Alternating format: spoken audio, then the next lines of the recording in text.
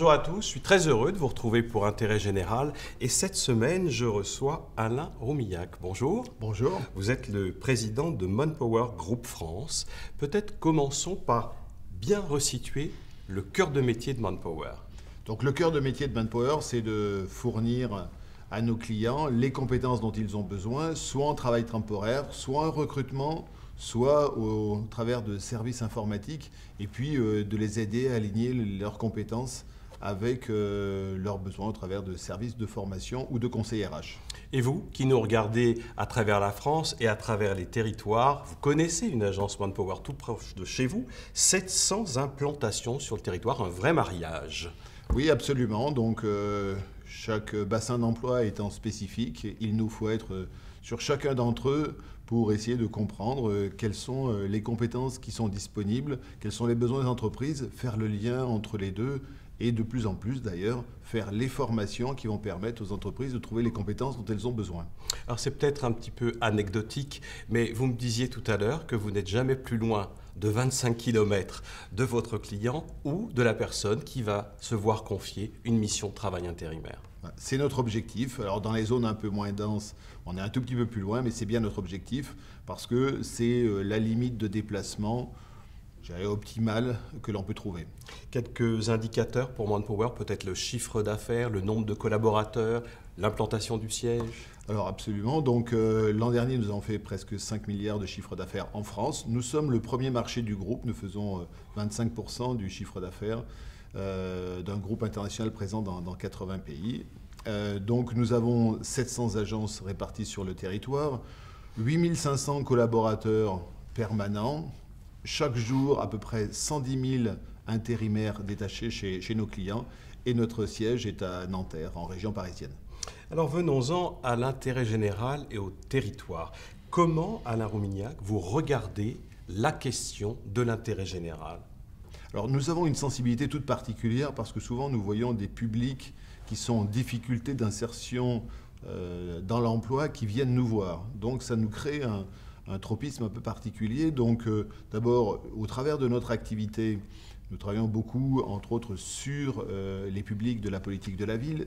C'est presque 20% des gens que nous détachons sur nos clients. Nous avons un focus extrêmement fort sur la mise à l'emploi des travailleurs handicapés. Donc ça, c'est le travail que réalise notre entreprise. Et puis, bien évidemment, tout ça crée dans nos équipes, j'ai un besoin d'aller plus loin pour aider des gens que parfois on n'arrive pas à mettre à l'emploi, pour essayer de leur donner les formations, les codes qui vont leur permettre demain de mieux s'insérer dans le marché du travail. Et ça a été donc l'objet de la création de notre fondation.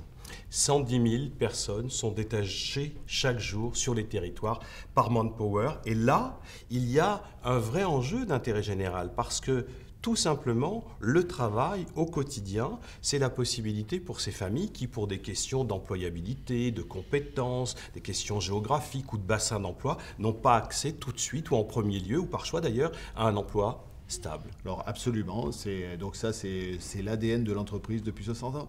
Et puis sur les territoires, il ne faut pas oublier non plus les entreprises, en particulier les PME. Pour se développer, il faut qu'elles aient accès aux compétences dont elles ont besoin. Aujourd'hui, il y a près d'un chef d'entreprise de PME sur deux qui dit qu'il abandonne des recrutements parce que c'est difficile de trouver la compétence. Donc c'est aussi notre rôle, le rôle de l'entreprise Manpower, que de créer les compétences dont les entreprises ont besoin. Alors parlons RSE. Comment vous traduisez, parce que chacun a sa propre interprétation, ce sigle RSE et au-delà de la traduction du sigle, les engagements que vous y associez ? Alors donc nous avons une vraie responsabilité sociétale. Et ça c'est lié à notre métier.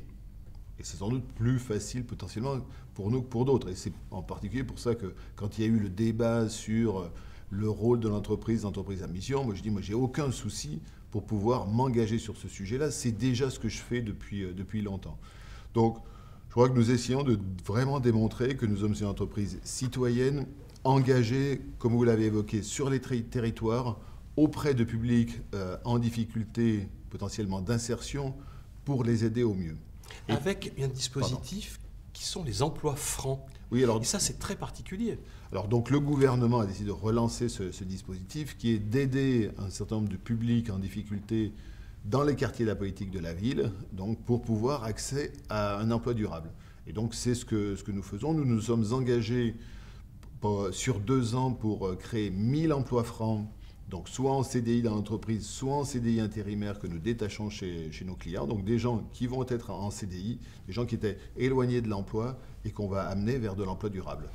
Le détachement des personnes en situation de handicap, c'est aussi une problématique que vous saisissez dans le cadre de votre RSE, tout handicap confondu.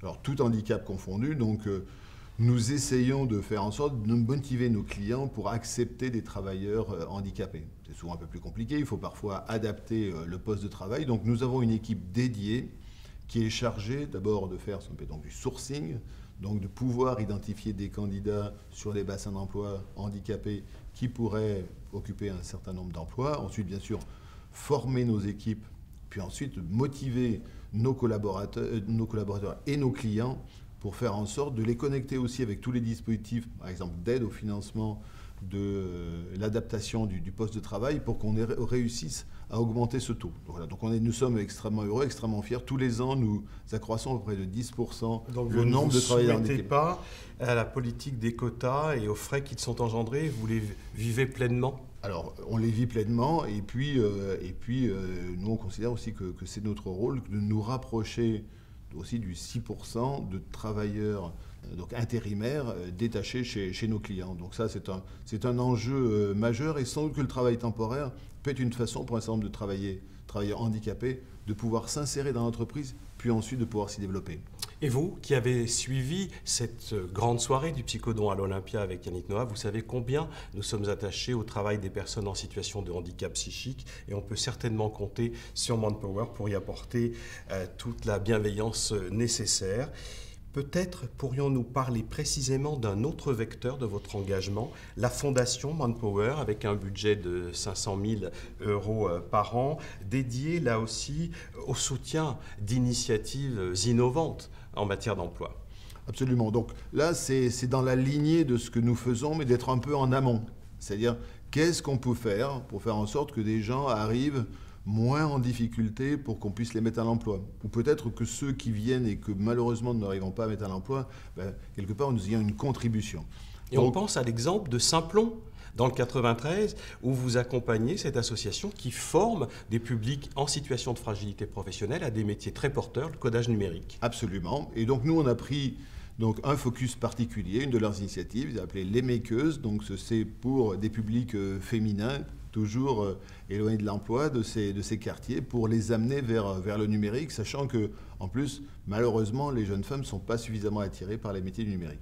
Donc la Fondation vient en support d'un certain nombre d'associations, comme vous avez évoqué Simplon, mais on pourra en citer d'autres, comme l'Alliance des mécènes pour l'éducation, pour travailler sur le décrochage scolaire, comme Passeport Avenir pour apporter du coaching à un certain nombre de jeunes dans l'ensemble de leurs études. Donc la Fondation vient en support de ces initiatives et puis nous mettons en place un dispositif de mécénat de compétences pour motiver nos équipes à venir apporter leur contribution à ces associations. L'Alliance des mécènes pour l'éducation, vous le savez, ce sont un certain nombre de grandes entreprises qui se sont fédérées pour faciliter des dispositifs éducatifs sur les territoires. Vous parliez du mécénat de compétences de vos collaborateurs. Ça veut dire que aussi, en interne, concrètement, vous incitez, vous motivez vos collaborateurs à donner du temps, à donner des compétences dans des structures d'intérêt général. Absolument, avec un focus encore plus particulier sur nos équipes du siège, parce que je vous ai dit, les collaborateurs dont je vous ai parlé, qui sont en contact avec les candidats qui peuvent être en difficulté, ce sont nos équipes dans nos agences et dans notre réseau. Et donc au siège, il y a souvent une demande très forte de la part de nos équipes du siège, d'avoir du sens dans ce qu'ils font et de pouvoir contribuer. Et donc ce que nous faisons la publicité, en particulier au travers de nos intranets, sur les associations que supporte la Fondation et nous motivons donc nos collaborateurs à venir s'investir. Et en moyenne, nous avons entre 200 et 300 collaborateurs tous les ans qui passent à peu près 3 jours par an, donc en mécénat auprès de ces associations pour venir apporter leurs compétences, mais aussi s'enrichir de ce qu'ils ont vu. C'est en du général, donnant. Donc Vos vraiment, ils sont toujours collaborateurs, très Manpower heureux. reçoit aussi. Absolument, mais puis vous savez, d'autant plus avec les nouvelles générations, ils veulent avoir du sens dans ce qu'ils font, ils veulent être dans une entreprise qui est engagée pour, vous évoquiez tout à l'heure le bien commun, au service du bien commun, et ils veulent pouvoir y apporter leur propre pierre. Il me reste à vous remercier, Alain Roumignac, de votre venue et d'avoir répondu à nos questions pour les télévisions locales de France et le réseau VIA. À bientôt. À bientôt. Merci beaucoup à vous également. Merci à vous et quant à vous toutes et à vous tous, je vous retrouverai la semaine prochaine pour un autre numéro d'Intérêt Général. Au revoir et bonne semaine.